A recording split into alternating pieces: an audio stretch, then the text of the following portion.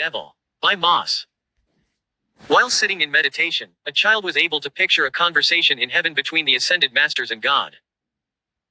Master Maitreya, so, what has man gained after eating the forbidden fruit? Now, that is, as ascended masters have transcended dimensions and seen what comes after death. And that there is no death, we know what comes after the end. And so, we can then proceed to God, man, to know truth.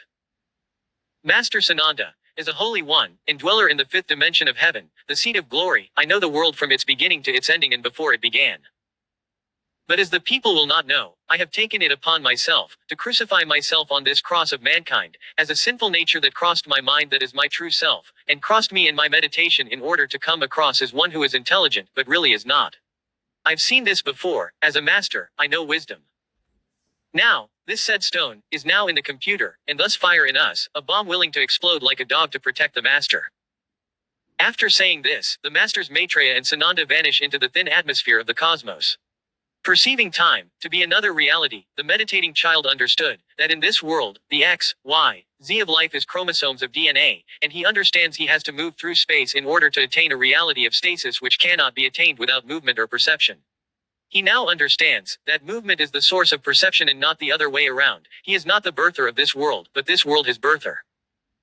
God, if one is done, then he's done with ether. If none is one, then God is better. I am that I am. And which letter?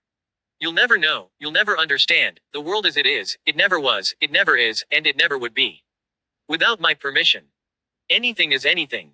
And as it's proven by thus said equation, anything can become anything. Anything changes to anything and anything is anything. This is the understanding of things. We can find the truth in anything, and the key of life in this said wisdom of the forbidden fruit is within anything which is seen. So deep into his meditative state, he sees a trance that helps him to understand the dimensions. He enters the ardent meditation recluse by closing his eyes, and sees God, for the first time, an authentic light shining from the blossom of a tree. He learns, and he himself blossoms. He hears the masters talking in the Adivasta plane again. Master Ananda, which would be, the snake of time, or the bright light of imagination, that frees you from the clutches of your fears. Where does this air come from? Where in this world is this air located? Are you this air? You are this air. I say, for showing you the truth that you are air, means you will transcend time, and also become that light. So I say to you, what is perceived, is not beyond perception, and what is beyond perception is not perceived.